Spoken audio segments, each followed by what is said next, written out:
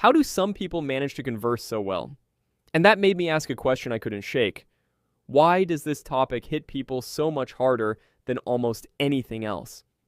Turns out, there's a scientific reason for it. In Sapiens, Yuval Noah Harari makes a point most readers skim right past. Humans didn't become the dominant species on Earth because we were the strongest, the fastest, or the sharpest clawed. We won because of one ability almost no other species had at scale: communication.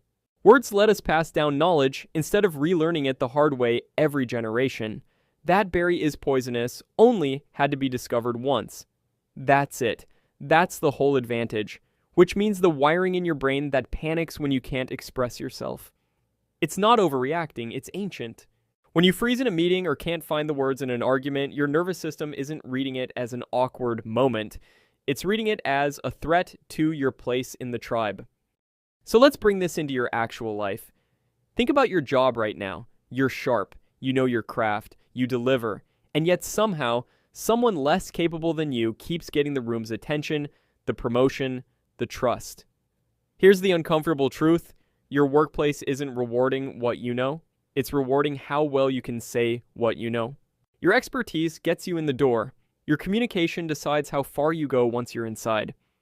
So here are 4 habits, the highest leverage ones I've found in those years, that can take your communication from average to magnetic, not someday, this year.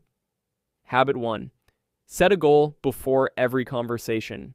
Before any interaction, a meeting, a hard talk, even a quick call, ask yourself one question: what do I actually want out of this? To connect, to decide something, to be heard. 30 seconds of thought.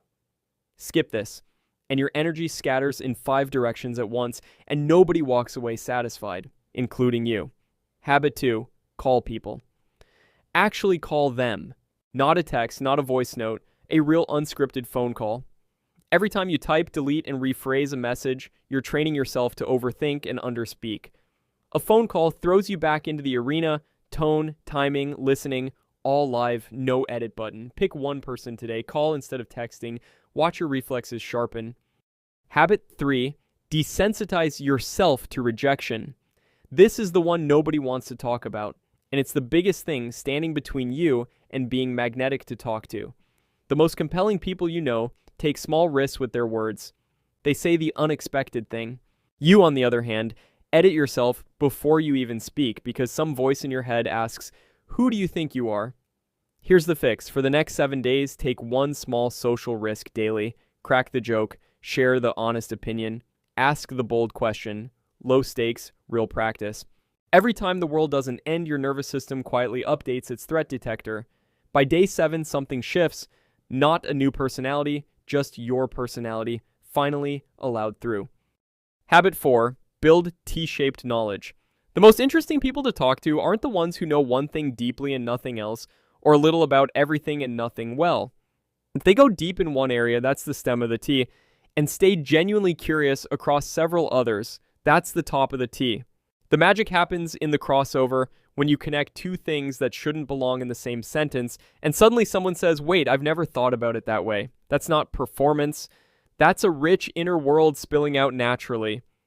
Now here's the part I actually want you to remember, because it's easy to hear 4 habits and file this away as another checklist video.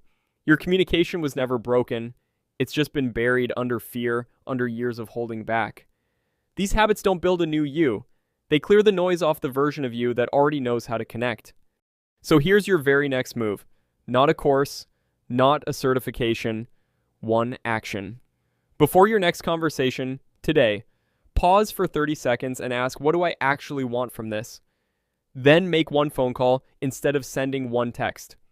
That's it. That's the whole assignment. Try it and come back and tell me how it went. If this helped you see communication differently, subscribe and I'll see you in the next one. Take care of yourself.